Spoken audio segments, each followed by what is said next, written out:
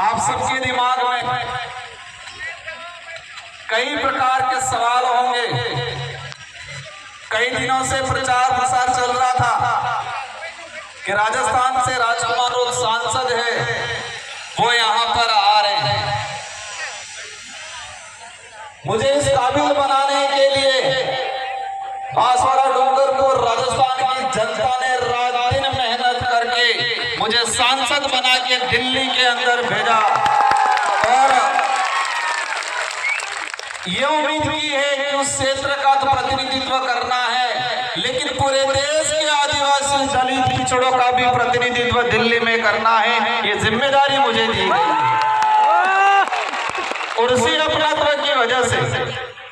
आज आपने मुझे आमंत्रित किया। साथियों, मैं इस इलाके में पहले आया था, एक बार विधायक था तो, और मैं मेरे पूर्व विधानसभा क्षेत्र की जनता को भी धन्यवाद देना चाहता हूं, जिस जनता ने मुझे 2 बार विधायक बनाया और वो भी राजस्थान के अंदर हाईएस्ट मतों से जिता के भेजा और अब दूसरी बार मुझे सांसद बनने का अवसर मिला। 2 बार विधायक, 1 बार सांसद बना, जनता ने बनाया। अगर मैं आदिवासी समाज का सर्टिफिकेट नहीं लगाता तो शायद मुझे सांसद बनने का, विधायक बनने का अवसर नहीं मिलता। मेरे पास इतनी भी बड़ी ताकत होती, भले धन बल होता, बाहुबल होता, कुछ होता,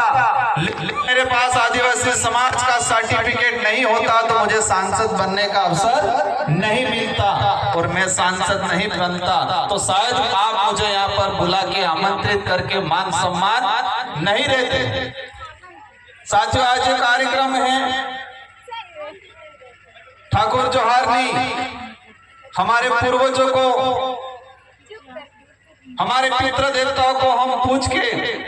नई जो फसल तैयार होती है इसके बाद हम लोग हमारे अन्य गतिविधि और उस फसल का हम हमारे जीवन में खान पान में उपयोग में लेते हैं। मैं पूर्व वक्ताओं का भाषण सुन रहा था और कल से आए तब से मैं यहाँ के लोगों की मनोस्थिति, यहाँ की वर्तमान जो परिस्थितियां हैं सारे के बारे में समझ रहा था। साथियों, हमारा देश को विदेश में जब पहचाना जाता है, इस देश के प्रधानमंत्री महोदय हो या हमारे देश के राष्ट्रपति महोदय हो, कभी भी विदेश में जाते हैं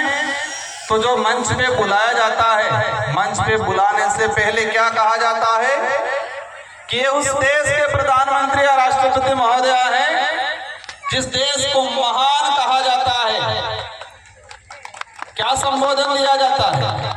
कि इस देश के प्रधानमंत्री या उस देश के राष्ट्रपति महोदय है जिस देश को महान कहा जाता है, उस देश में अतिथि देवो भव कहा जाता है, मतलब मेहमान भगवान के बराबर होता है, ये कहा जाता है। उस देश से हम ये आ रहे हैं, ये संबोधन दिया जाता है। ये संबोधन दिया जाता है कि भारत देश में विविधता होने के बावजूद, अनेक धर्म, अनेक संस्कृति, अनेक जाति रहने के बावजूद भारत देश के अंदर एकता है। ये परिचय देके हमारे यहाँ के प्रधानमंत्री महोदय को विदेश में संबोधित किया जाता है। साथियों, अतिथि देवो भव हम सरकारी कार्यालयों में देखते हैं, हम सरकारी गाड़ियों के पीछे देखते हैं, सरकार के बड़े बड़े पोस्टरों में लिखा रहता है अतिथि देवो भव। मतलब हमारे गांव में, हमारे जिले में, हमारे देश में जो आया मेहमान, उसको भगवान के बराबर माना जाता है। लेकिन ये शब्द ओनली फॉर आदिवासी इलाके के अंदर ही वर्तमान में स्थापित है, आदिवासी समुदाय में ही स्थापित है,